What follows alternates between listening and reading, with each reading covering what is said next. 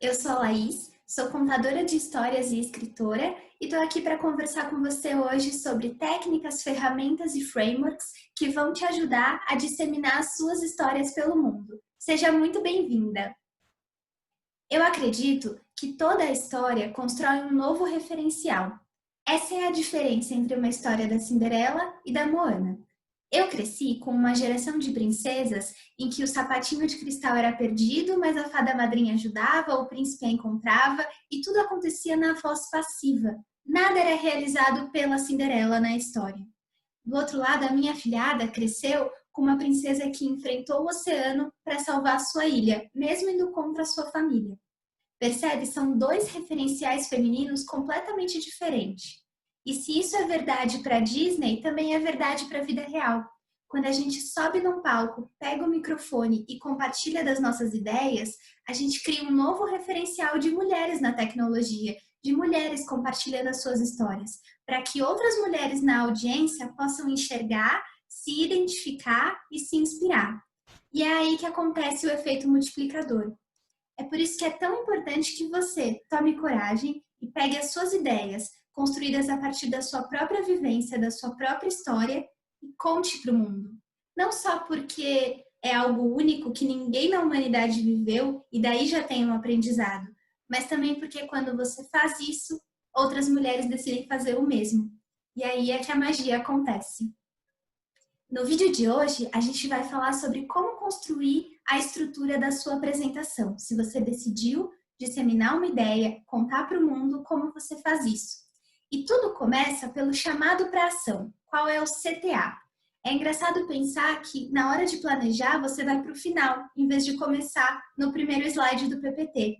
Porque quando você pensa primeiro em qual é o chamado para ação da audiência, o que você espera deles no final, você reflete sobre o objetivo da sua apresentação, que normalmente não é só compartilhar um conhecimento, um case ou uma história. Normalmente tem um objetivo por trás dele, e é importante que você tenha consciência dele para que toda a construção da sua narrativa leve a esse chamado para ação. Então eu te sugiro fazer o seguinte: pega um lápis e um papel, analógicos mesmo, e escreve por 3 minutos, sem tirar o lápis do papel, sem voltar para corrigir, sem planejar o que escrever. Essa é a técnica da escrita livre. Escreve o que você quer com essa apresentação. O que significa sucesso para essa apresentação, que vai te fazer terminar o último slide orgulhosa do que você falou. Quando você constrói e tem consciência disso, essa é a sua matéria-prima para construir toda a estrutura narrativa da sua apresentação. Daí, a gente vai para um framework que eu deixei disponível para download para que você possa usar antes de ir para o PPT. Nele, é importante que você responda 2 perguntas. Uma é: quem é a sua audiência e o que você espera de ação dela? Você espera que ela baixe um e-book, que ela veja as vagas disponíveis na sua empresa, que ela se candidate para alguma coisa, te siga no LinkedIn ou conheça seu produto? Qual que é o objetivo final? Porque se você não tem clareza disso, você vai construir uma energia muito grande engajando essa audiência até o fim da apresentação, que vai se disseminar no final, porque não vai se concentrar para uma ação específica. Essa é a primeira pergunta. A segunda pergunta é: quais são as resistências e medos da sua audiência para aderir à sua ideia? Então, se você tem uma ideia que quer compartilhar, o que vai fazer eles desconfiarem ou não quererem aceitar esse chamado? Ou não clicarem, ou não fazerem, ou questionarem com ceticismo aquilo que você conta? Quando você mapeia essas resistências, você consegue antecipá-las na sua própria fala. Porque o que a gente percebe é, quando a gente começa a falar para uma audiência, como eu estou aqui falando para você, eu estou enxergando essa experiência do lado de dentro, em primeira pessoa. Tudo o que eu estou falando está acontecendo pelo meu olhar. Mas, enquanto eu falo, você aí do outro lado está em um outro processo cognitivo super intenso de absorver o que eu falo, criar significado, relacionar com a sua experiência pessoal, resistir, questionar, duvidar o que eu digo. E aí, esse é um processo dual. É um movimento, mesmo que pareça algo que é um monólogo, ou que só eu estou falando e não estou vendo quem está me escutando. Se você tem consciência desse processo cognitivo da sua audiência, a sua narrativa envolve e inclui eles no centro do que você diz. Porque, no fundo, quem está no centro do que a gente diz é a audiência e não a oradora. E isso faz toda a diferença. Essa é a diferença, por exemplo, entre uma apresentação em que é sobre mim, sobre a minha empresa, sobre a minha ideia, e uma apresentação que é sobre uma ideia que faz sentido para você. E aí você captura a audiência, captura a atenção. E é muito pouco provável que ela pegue o WhatsApp durante a apresentação e se distraia com outras coisas no celular. Sabendo disso, tendo consciência de qual é seu call to action, quais são as resistências, qual é o público que vai de fato ouvir o que você diz, você sabe exatamente qual é o movimento desejado na apresentação, que vai do ponto A ao ponto B. O ponto A é, por exemplo, eles não sabem nada sobre uma determinada linguagem de programação e no final vão saber um pouco. Ou eles duvidam que esse case seja possível e no final vão ter certeza. Tem um ceticismo que vai se transformar em crença, ou uma dúvida que vai ser respondida. Percebe que é sempre um contraste? Do ponto A ao ponto B é um movimento. Só que esse movimento não é uma linha reta, ele é em zigue-zague. Para que essa audiência seja levada a construir essa ideia na cabeça dela, que é uma ideia que está com você, que você quer compartilhar com elas, você precisa construir contraste. Contraste é o que faz uma apresentação ter movimento, é o que faz uma audiência que está te escutando parar e falar, tá, o que ela vai dizer a seguir? Como ela vai resolver esse problema? Como ela pensa em fazer algo diferente a partir desse problema? A audiência está com você, dialogando, mesmo que em silêncio na cabeça dela. E esse contraste, o mais básico é como é uma realidade e como ela poderia ser. Se eu estou fazendo um pitch de uma empresa, por exemplo, hoje o problema do mercado é esse, não tem alternativas de produtos ou serviços, mas olha só o que a minha empresa oferece para solucionar isso. Pode ser problema, solução, causa, consequência, impossível, possível, passado e futuro. Dá para sempre pensar na sua apresentação como um contraste. Qual que é a grande ideia que é contrastante do que é hoje e do que ela poderia ser? Porque no fundo as apresentações fazem isso, elas mostram pra gente uma realidade diferente daquela que a gente conhecia. É assim que a gente constrói ideias na cabeça das pessoas. Essa é a magia das apresentações. Sabendo disso, agora a gente tem que pensar na estrutura da apresentação. Não vai para o PPT ainda. Vamos continuar no analógico, que essa é a brincadeira. Pega post-its ou pedacinhos de papel recortados e pense em todas as ideias que sustentam a sua ideia governante. Você tem uma ideia principal que quer transmitir, uma ideia que é uma afirmação única, concisa e diferente, não óbvia. É essa ideia que você quer construir na cabeça das pessoas.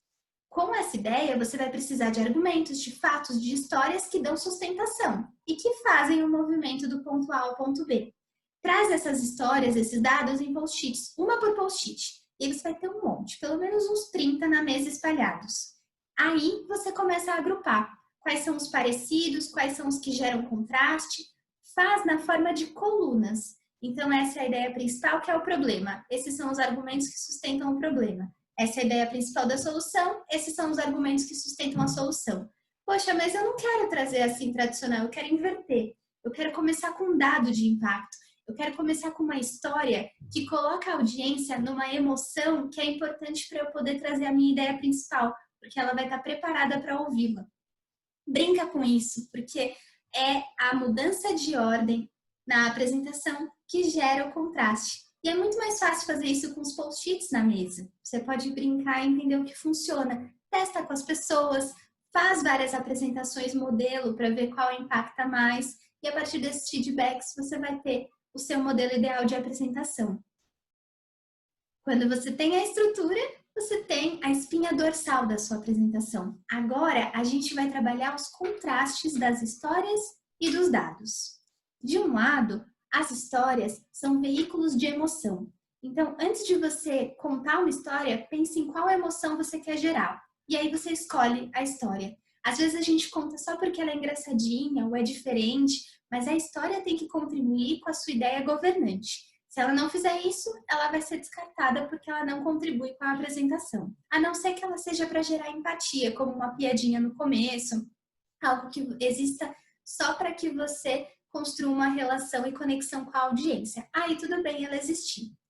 As histórias podem gerar alegria, felicidade, surpresa, choque, indignação. Normalmente, emoções positivas nos levam à ação mais do que emoções negativas, mas isso não significa que você não possa experimentar as duas. E aí, sabendo quais são as histórias, a gente vai olhar para os dados. Normalmente a gente tem meia dúzia de dados, que são dados de gaveta, que a gente sempre usa para falar sobre um determinado assunto. Eu te convido a olhar para esses dados e enxergar aquele que é o mais impactante. De todos os dados que você sempre usa, qual é o que tem mais potencial de impacto emocional? Porque nem sempre trazer dados e histórias gera impacto. Depende da ordem, da sequência e da construção de narrativa que você vai ter. Então, escolhe aquele dado que, quando você joga história no slide, as pessoas ficam: caramba, eu não tinha ideia. Ele pode ser um dado absoluto ou uma porcentagem, mas é sempre importante que ele tenha parâmetro, porque quando ele tem parâmetro, é mais fácil da gente comparar e colocá-lo numa linha de x e y na nossa cabeça. Você pode trazer isso materializando. Então, esse total de habitantes caberia em quantos países? Esse total de pessoas em quantos maracanãs? Esses litros em quantas caixas d'água? Traz para o material, tangibiliza e compara. É 13%? 13% é pouco ou é muito? Compara com outra porcentagem. Traz de um jeito que a pessoa possa fechar os olhos e encaixar num pontinho da cabeça dela o que significa aquele dado. Feito isso, você tem dados, histórias e a espinha dorsal da sua apresentação. Tudo isso vai te ajudar a pensar em qual é o momento memorável da sua apresentação. Qual é aquele momento que, se a pessoa esquecer tudo o que você falou, ela com certeza vai lembrar. Ele pode ser a demonstração de um produto, uma história de impacto, como eu contei a da Moana e da Cinderela, pode ser um dado muito chocante, uma representação visual muito interessante, uma metáfora do que você está trazendo para explicar, algo que ajude quando alguém atrasado da apresentação sentar do lado dessa pessoa e falar qual que é o tema, sobre o que é essa apresentação, a pessoa vai falar, é sobre isso, isso, isso. O melhor exemplo é quando Steve Jobs tirou o MacBook de um envelope para mostrar que ele era o computador mais fino do mundo. Hoje, tantos anos depois, ninguém mais lembra do que ele disse, mas todo mundo lembra dessa cena. Se você pensa com intenção qual é o momento memorável, é ainda mais fácil que as pessoas lembrem dele. E se ele é veículo da sua ideia, a sua ideia vai junto com ele. E quando alguém for falar sobre a sua apresentação, naturalmente a sua ideia principal vai estar junto dela. Pronto, temos tudo o que precisamos para a nossa apresentação. Agora a gente vai pensar nos slides, mas ainda não no PPT. Vamos continuar no post-it. Porque quando a gente faz nos post-its, eles são tão pequenininhos que não cabe muita informação. E é exatamente aí o coração das boas apresentações. Uma ideia por slide. Simples assim. Uma ideia por slide. A gente coloca bullet points, imagens, gráficos, GIFs, memes, e tudo isso gera muita sobrecarga cognitiva na audiência, porque ela tem que ler e interpretar ao mesmo tempo que te escutar. O PPT tem que ser complementar a você. Ele tem que ser um apoio que dá força e mais impacto àquilo que você já diz. Se ele é redundante, tenta tirar os excessos, tenta editar aquilo, para que não seja tão cansativo para quem vê. E se você está apresentando um processo de 10 etapas, mostra aos poucos. Vai usando animações para que o PPT ganhe ritmo e acompanhe sempre a sua fala. Muitos PPTs são descasados da fala. E às vezes você está no primeiro passo e a pessoa já leu até o 10º e ela só está esperando você terminar de falar. Você descolou da audiência, você perdeu a atenção dela quando faz isso. Olha para o PPT sempre como um complemento.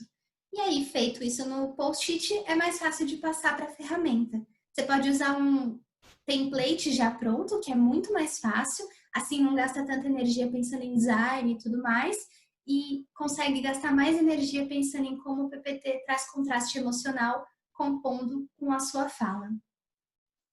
É importante também que na hora que você for explicar algo técnico, você lembre de um negócio conhecido como a maldição do conhecimento, que é basicamente a gente sabendo de algo, é muito difícil de saber como é não saber daquilo, resetar a nossa mente para o momento em que a gente era leigo. E isso acontece especialmente em palestras técnicas. Então, é legal revisar todos os termos técnicos, as siglas, as metáforas, tudo que você usa que pode ser muito abstrato. Sinergia, aperfeiçoamento, software, nuvem, palavras que quando eu fecho os olhos eu não consigo enxergar. Pense que a sua apresentação é como um filme contado em palavras. Ela é visual, concreta, a audiência está construindo frames visuais enquanto a gente fala. Quando você faz isso, todo o abstrato é eliminado, tudo que é complexo fica simplificado e você pode ir para o coração da ideia. E aí, as siglas ou os termos técnicos, você pode escalar dependendo do nível da apresentação. Se ela é básica, intermediária ou avançada, você sabe até onde pode ir com termos que são familiares para a audiência. É sempre importante pensar que você quer ser entendida. Esse é o objetivo. Então, quanto mais simples for o que você for falar, mais fácil é que quem te escute vai compartilhar suas ideias depois da apresentação. E é engraçado porque às vezes a gente só quer contar ou mostrar que a gente sabe de um assunto, que somos especialistas. E quando a gente faz isso, às vezes a gente se distancia da audiência que não nos entende. Pensa sempre em como simplificar. E isso vai demorar, porque simplificar é um trabalho difícil. Dizia o poeta, me desculpe pela carta longa, porque eu estava sem tempo. Quando a gente não tem muito tempo, fica complexo, fica confuso. Então, gasta uma energia pensando em como a apresentação pode usar metáforas ou analogias e ser muito visual. Com certeza, isso vai fazer toda a diferença para o que as pessoas vão absorver do que você diz. É isso. Você tem a apresentação pronta e agora é só treinar como vai ser a sua voz, modulando para que ela também gere contraste. Pensa que uma apresentação monótona é aquela que é monotone, em que a voz não se altera, do começo ao fim é linear. A apresentação com contraste, você pode brincar com a velocidade, com a pausa, pode usar os espaços de silêncio para compor e dar força à sua fala. Pode ser mais acelerada, pode ser mais devagar, mais alta, mais baixa. Brinca com isso, porque no momento em que você faz isso, você vai prendendo a audiência. O tempo todo ela vai, de novo, voltando para o que você está dizendo e não se distraindo. E é importante sempre pensar que o tempo que você tem, seja 5 minutos, 15 minutos, 20 minutos, é para compor de silêncios e não só de fala. Às vezes a gente quer comprimir um monte de ideia em pouco tempo, achando que assim a pessoa vai absorver tudo e a gente vai otimizar o tempo. Mas às vezes é melhor você ter 3 grandes ideias em um espaço de 5 minutos do que 15 ideias que você vai jogando em alta velocidade, porque as pessoas não vão acompanhando nem absorvendo. Então pensa em poucas ideias, muito bem colocadas, com espaços de silêncio, pausa, uma velocidade tranquila de fala, para que você possa fazer naturalmente. E aí o resultado disso é que a sua audiência vai com você do começo ao fim, qualquer que seja a próxima ação desejada que você tenha, ela vai te acompanhar. Se você gostou dessas ideias, quer se aprofundar para construir apresentações de impacto, eu tenho 2 dicas para você. A primeira é me segue no LinkedIn, tem uma série de artigos, frameworks, ferramentas no LinkedIn Pulse que eu disponibilizei gratuitamente. Se você quer contar a sua história pessoal, se você quer fazer apresentações, está tudo lá para você acompanhar. E a segunda é um livro que eu tenho usado como grande referência para a construção de apresentações. Ele se chama Ressonância. Ele está até aqui. Eu uso como livro de cabeceira, da Nancy Duarte. Ele existe online, disponível gratuitamente no site dela em inglês. E tem muitas das ferramentas que a gente falou aqui. Então, vale dar uma revisada se você quiser se aprofundar. E, tendo agora ferramentas e estrutura, não falta mais nada para você compartilhar suas ideias com o mundo. Faça isso. Suba no palco, pegue o microfone, se inscreva nos eventos de tecnologia, se coloque nesse espaço de exposição, porque quando você faz isso, você se torna um novo referencial. Isso é extremamente poderoso para o que a gente quer construir no mundo. É isso, pessoal. Um beijo para vocês, boa sorte na próxima apresentação e até a próxima!